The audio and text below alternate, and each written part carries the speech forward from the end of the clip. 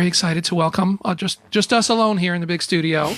Lizzy McAlpine is with us. Yes. Excited because we're going to talk some and going to hear some songs from Lizzy. So everybody sit back and lock in for a while. So the 5 Seconds Flat album is out in the world. Yes. The shows continue to roll on, and we appreciate you giving some of your time to join us here on Debatable. I guess let's start. Let's do some origin story stuff. Yeah. When did you start writing songs, and why did you start writing songs? Well, I think I wrote my first song in 6th grade when I was 12 years old, and it was definitely about a boy. I mean, what else would motivate me to write songs as a 12-year-old? I don't know. Could be other stuff. Could be, you know. Yeah, I just started writing, and I was posting covers and some originals on SoundCloud for a while in like middle school into high school. And then, I did theater in high school, so I was very involved in that. I did a cappella.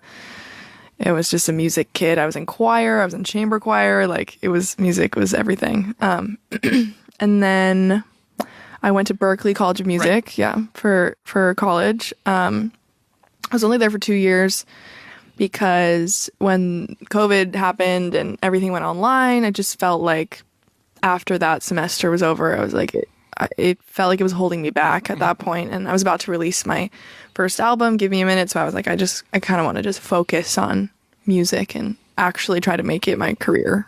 It feels like it's not obviously a universal Berklee experience, but a frequent Berklee experience is people go for sort of as long as it feels like they've got themselves started and then propel themselves out. So, I'm going to sound as old as I am when I ask, but you are somebody who sort of genuinely happened virally. What do I say? How? And did it feel like a thing that you were, in control of and making happen, or did it feel like a thing that was happening to you? It was interesting because I felt like it happened pretty slowly. Like it was kind of a steady incline. I really just started posting covers on Instagram during COVID because I had nothing else to do with my time. And that's kind of how I started growing my following and how I met Jacob Collier and Finneas and all these people. And then it's just been pretty steady. But I started posting stuff, and that's how I met Jacob Collier and Finneas and found all these hundreds of thousands of people started coming along. What that piece, what's going on, and again, how much is that a thing you can sort of set out and do, and how much of is it a thing that just kind of happened? Yeah, it definitely has felt like it's kind of just been happening to me. I haven't really been actively trying to grow my following. At least in the beginning, that wasn't my goal. I kind of was just posting because I liked it and I was making things that I was proud of and I wanted, to share it with the world. And it just kind of happened. And what happens to your writing through that? It's similar, but it's different than you go out and you play and you look at an audience and you see what's happening and, the experience that comes with it and the response that comes with it. What did you see or feel happening in your writing as you're starting to send that stuff out in the world and see what messages in what bottles come back to you? Yeah, I definitely have seen a change in my writing since I first started writing, but I feel like I'm always growing as a person and as an artist. I feel like with every song that I write, every project that I put out, it's going to sound different because I am actively evolving.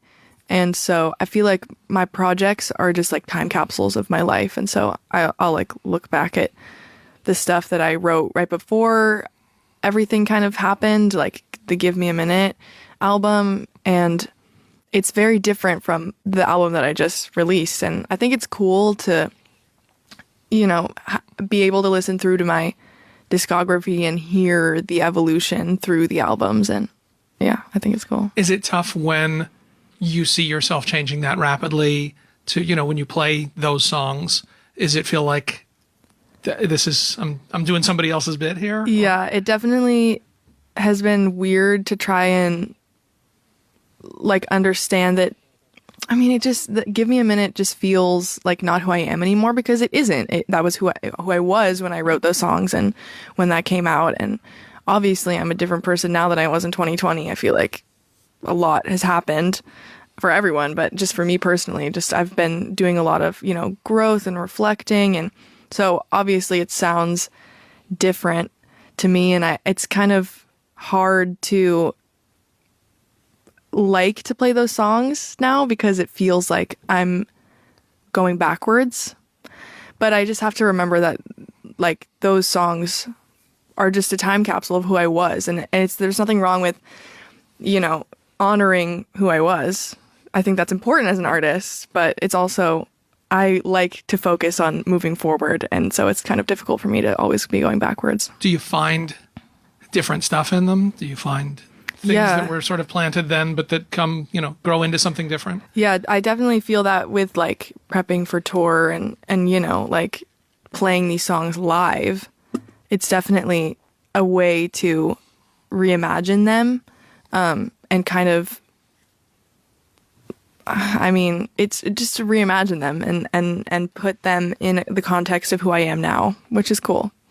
Then you go think about, Paul McCartney or Bob Dylan, 80, still making new music and having to think about like, what do I do with, what pieces am I putting together? Yeah. So, tell the Finneas story and that relation. The first that I saw, I will say, the first that I saw you, I was actually standing next to you at the Finneas show at the at Urban Plaza or whatever it was. Yeah. And didn't know, but was clear like, okay, she's here for a reason, and he brought you up to do the song then. But what's the to talk about that first making contact and what that's been? Yeah, well, I covered one of his songs a while ago, and then we had followed each other, and then when I was putting together a list of like potential features that I would want on this album, we got to Hate to Be Lame, and I was like, this would just be so sick if Finneas would be on this track. I just thought that he would be perfect on that song. And so I literally just DM'd him.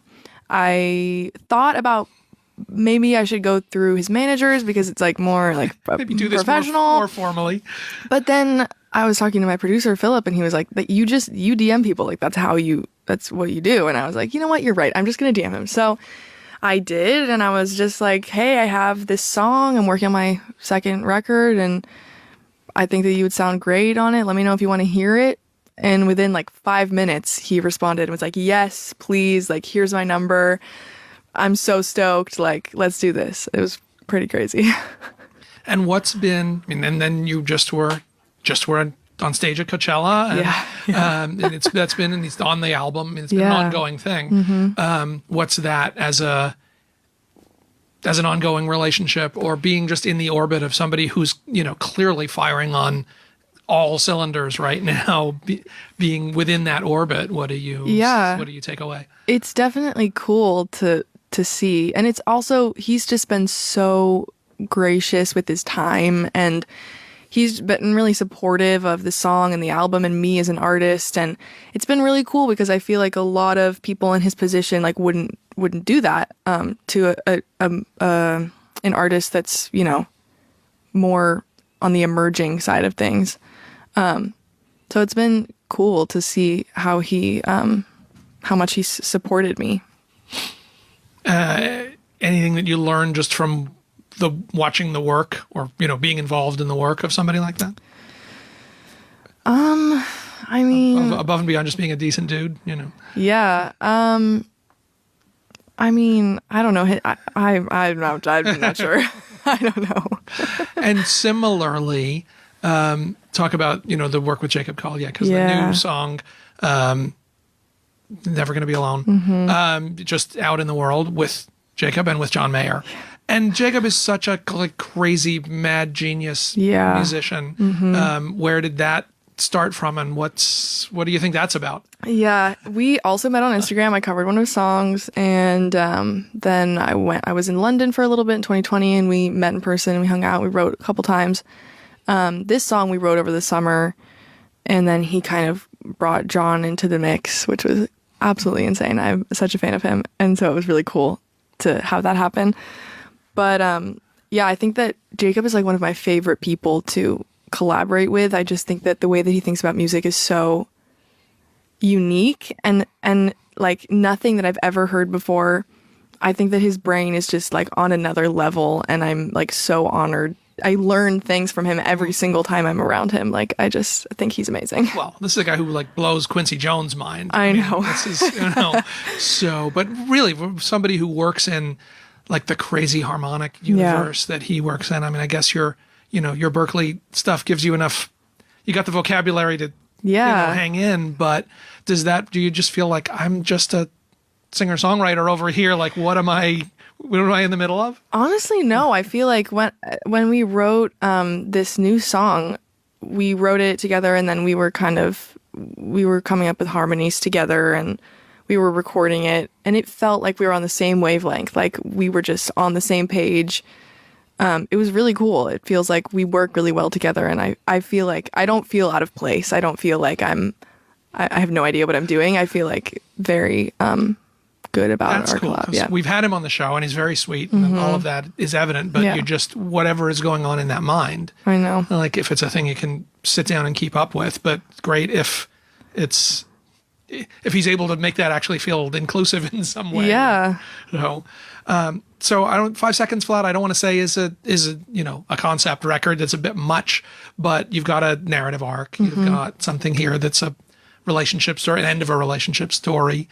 Did you know going in that you wanted it to come together that way, or is that a thing that piece by piece sort of came together? Yeah, I feel like whenever I write projects, albums, records, I don't have a clear idea of what it's going to look like. When I start writing the songs, I kind of just write the songs based on what's happening in my life, and then they ultimately end up being a story because it's things that have actually happened to me, and I try to order them like kind of in the order that I wrote them, so it makes sense with the story of what was happening to me at the time. And so I never really I never sit down and I'm like, okay, I'm going to write a record about this, and this is going to be the arc. It kind of just like happens that way.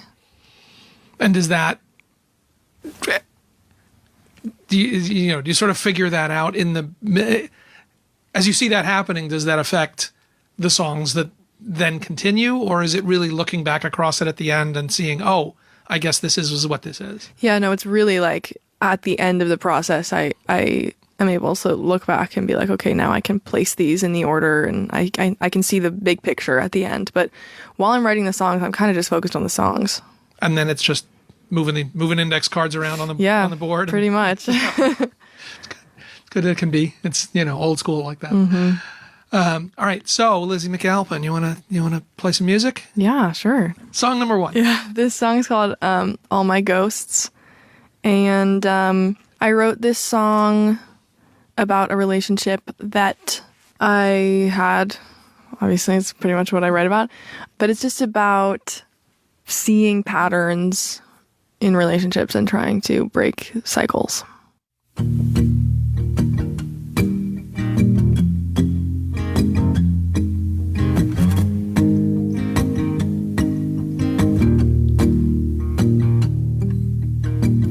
You got a Slurpee for free. I caught you looking at me in a 7-Eleven under fluorescent lights. We walked in comfy silence, footsteps down familiar sidewalk, knowing that we were here in our dreams last night. All my ghosts are with me. I know you feel them too. Riding shotgun next to your free Slurpee. They know all of my habits, but they don't know about you. that's true. Mm-hmm. We made sangria and failed. I spilled mac and cheese on my pants and thought about kissing you underneath kitchen lights. Oh, my ghosts are with me. I know you feel them too. Oh, they just stand there while we're taking shots of brandy. They know all of my habits, but they don't know about you. I hope that's true. I can see it now, the wedding of the year. I can see it now. He stands up there and wipes his tears. I can see it now, and all my ghosts disappear. I can see it crystal clear. You got a Slurpee for free. I caught you looking at me in the 7-Eleven under fluorescent lights. And all my ghosts were with me. I know you felt them too.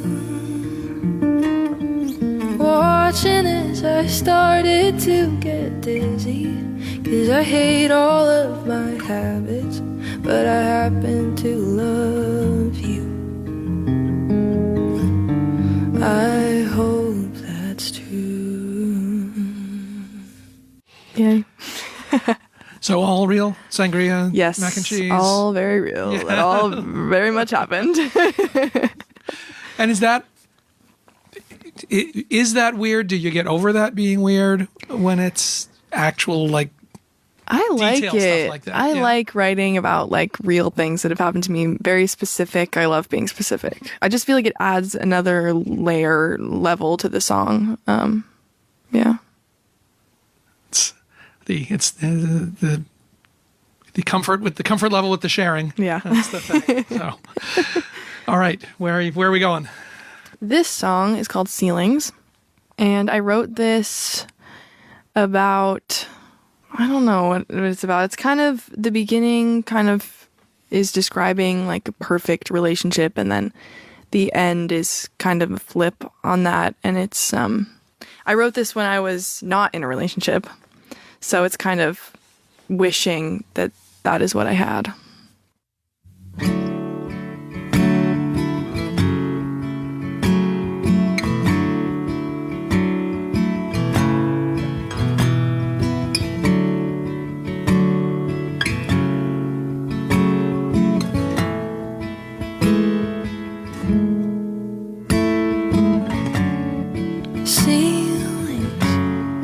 Plaster, can't you just make it move faster? Lovely to be sitting here with you. You're kinda cute, but it's raining harder. My shoes are now full of water.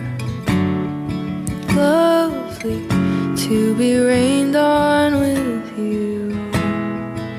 It's kinda cute, but it's so short. Then you're driving me home, and I don't wanna leave, but I have to go. You kiss me in your car, and it feels like the start of a movie I've seen before.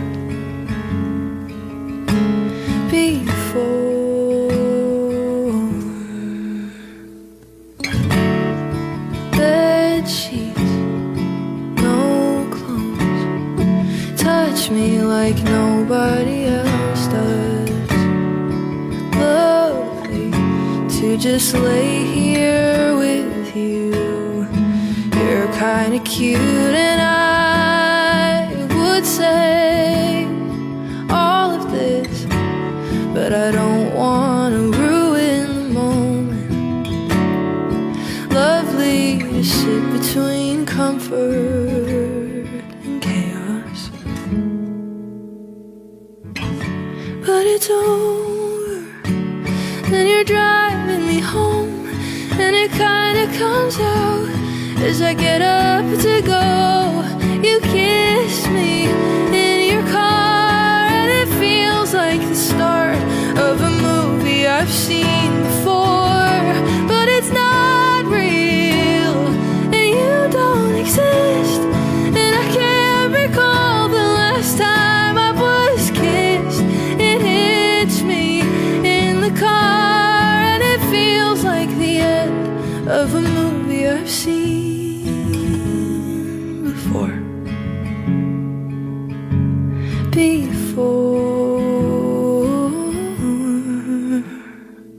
Woo. Lovely that the voice can do that. Lunchtime. Yeah, right. It's probably people don't ask, and I don't even think to ask that much. But that performance makes me think. What have you felt happen to your voice as you've done more and more of this stuff? I mean, there's always the focus is on the writing and on that end of it, but then you've got to get up and do that in a studio in the middle of the afternoon. Yeah. What do you find out about that? I honestly, it's gotten easier. When we were recording this music, it was hard for me to sing over and over again. But now that I've, been on tour with Dodie and I'm singing these songs every night, I feel like now my voice has gotten used to it and my stamina has gotten better. And so I'm able to sing these songs now whenever. Is it a thing that you thought about, studied, worked on before, or you just start and it's what comes out and then you've got to go discover how you do it night after night? Yeah, pretty much. I didn't really think about that side of things because I'd never toured before. So the Dodie tour was my first tour ever, and I was kind of just I was going into it as a learning experience, and it definitely was. I learned a lot about myself and my voice singing those songs every night. Yeah. All right. So where we go next? Yeah, this song is called Firearm. And I wrote this song about a relationship that I had that I wrote this after it had ended, and I was kind of looking back and seeing all these red flags that I probably should have noticed earlier, but I didn't. And yeah.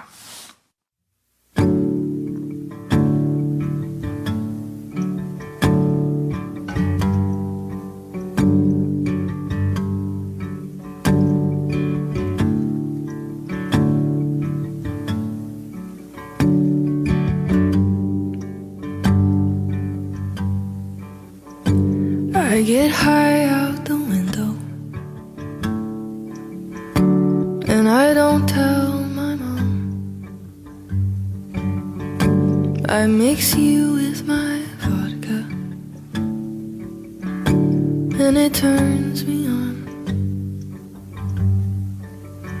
There's a hole in my heart, and I can't find the bullet, but you sleep with the firearm. I should have pulled it on you. What a shame, I can see it all now that we're through. I get drunk with my friends, your name never comes up. I tell strangers online that we broke up. There's a hole in my heart, and I hate that it's there, 'cause I like to act like I really don't care, but I do. What a shame that I put up with you. What a joke, was it all just an act? I hate that it took me so long to react. You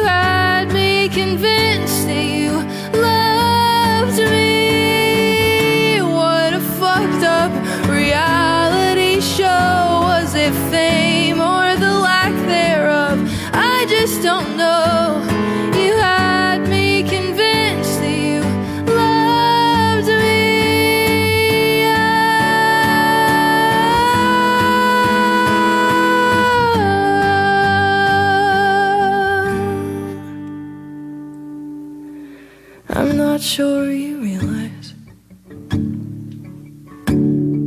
the pain that you caused.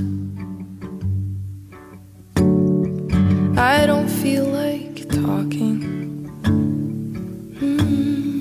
but everyone else does. There's a hole in my heart and I can't find the bullet, but you sleep with a firearm. I should have pulled it on you.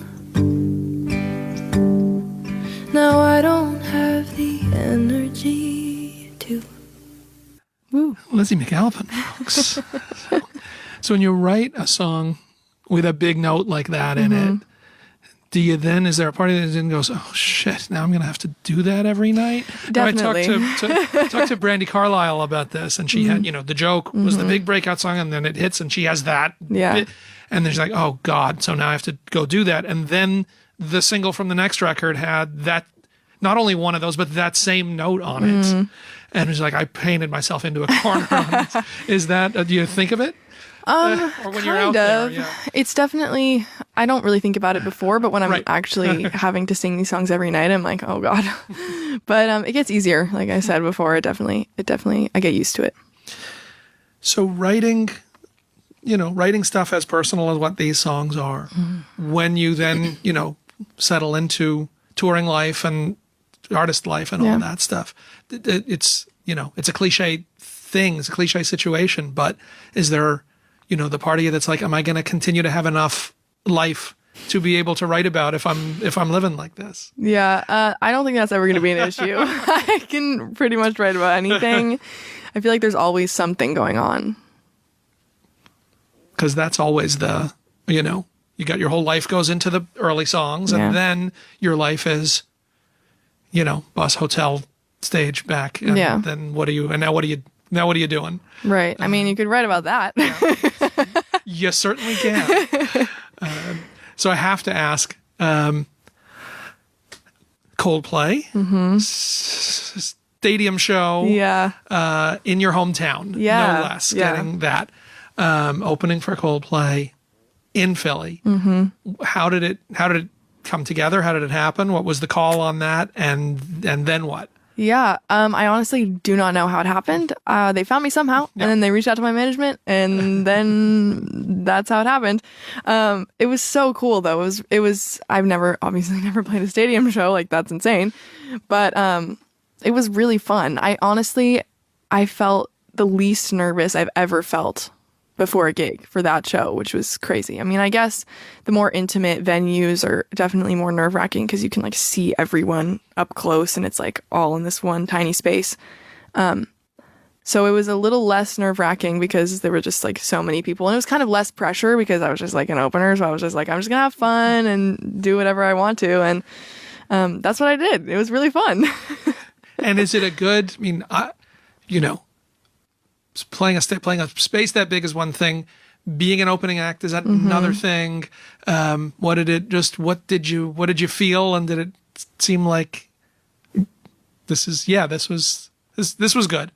Yeah, no, it was a lot of fun. I felt really comfortable on that stage that's kind of weird to say because I've never played a stadium and the stadium is huge, but I felt like at ease up there. It was really fun. And I hope that one day I'll have my own stadium tour. Do you learn anything, or is there anything that you take away when you do that and you're like, oh, okay, I see, I have some sense of what it is to get up and work at this scale? Yeah, I mean, definitely just interacting with the crew, and everyone was just on top of their shit, and like everyone just knew what they were doing in their job, and everyone was so nice, and like it was like a well-oiled machine, and it was so cool to be a part of that. Yeah, it was. I'm excited to eventually get to that point. Did you interact with the Coldplay guys at all? I did not. No, I did not. Too big. But one day. One day. No, that's. I'll manifest it. Like a military operation. It's not like everybody's just hanging out doing that. So, and I'm so curious with young artists right now who, you said you started all of this in COVID because there was nothing else going on. Yeah. How is it to then emerge from the cocoon and go out there, and there's, people show up and they know the songs. Yeah. And like, what is it to transition into, for all of us to transition into dealing with the world again, but especially to go on stage and do it? Yeah, it was definitely weird and kind of difficult at first. It was just kind of surreal to, especially on the Dodie tour, just to be seeing these people in front of me every night and hearing them sing my songs back to me. I'd never really experienced that because I didn't get to tour around my first album. So it was really cool, honestly. I'm excited to experience that more. I feel like I've only done it on the Dodie tour so far. But yeah, it was weird, definitely, to like actually realize that there are real human beings behind the screens that like want to listen to me sing for some reason. And to come watch you do a thing you haven't done before. Yeah. I mean, it's a lot. Yeah. I think we had Holly Humberstone up, who I love. I love her too. But she was saying, like, I'm in England and like floating these songs out in the world, and then show up in, New York where I've never been, and get on a stage and there's all these people and they're ready, like they know what I'm doing. I just don't know what I'm doing. Yeah, I feel that. I relate. And so are you going to stay, actively out in the world for a while, or what's the... Yeah, well, I'm about to start touring for a while, which is very exciting. So yeah, I'm mainly looking forward to that and, starting work on the next record. Are you somebody, do you write all the time? Do you need a certain setup to write? No, I don't write all the time, but I go through phases of writing a lot and then writing nothing. And it feels like I need to process, like things happen in my life and then I need to process them for an amount of time before I can start writing about them. So usually when I'm going through stuff, like I'm not writing, and then like maybe a month after it happens, I like just, it all comes out. And is that how you process? I mean, is that how you make sense of it? Is what comes out when you write? Is that? Yeah, it's definitely like I sit down and it's just stream of consciousness. Like words are just coming out of my mouth and I just write them down. And normally I don't even know what the song is about until I'm finished with it. But it's very cathartic to do it that way. I think that's one of the things that people are so fascinated but confused by about writing is you would think like, okay, here's a thing I want to write about, so now I'll do it. But that's for, I think, a lot. That's very difficult for me. That's not how it goes. Yeah. Yeah. I definitely need to just like, I can't force myself to write. If I sit down and I'm like, I want to write about this, I have this idea, like it's usually never going to happen. My best songs come when I'm just like, I just feel like a song is about to emerge and then I just sit down and it comes out. Like, it's amazing. It's an amazing thing all the time. Yeah. All the writers who say it's just this thing that sort of goes through me. Yeah. Yep. Well, Lizzy McAlpine, thank you. It's been a pleasure. Thank you. 5 Seconds Flat out in the world, and the Jacob Collier and John Mayer song out in the world, and shows happening all around. Yeah. All right. Congratulations on all. Thank you. Thanks for stopping by. Thank you for having me. Everybody, stick around. We will be right back. Your eyes off me.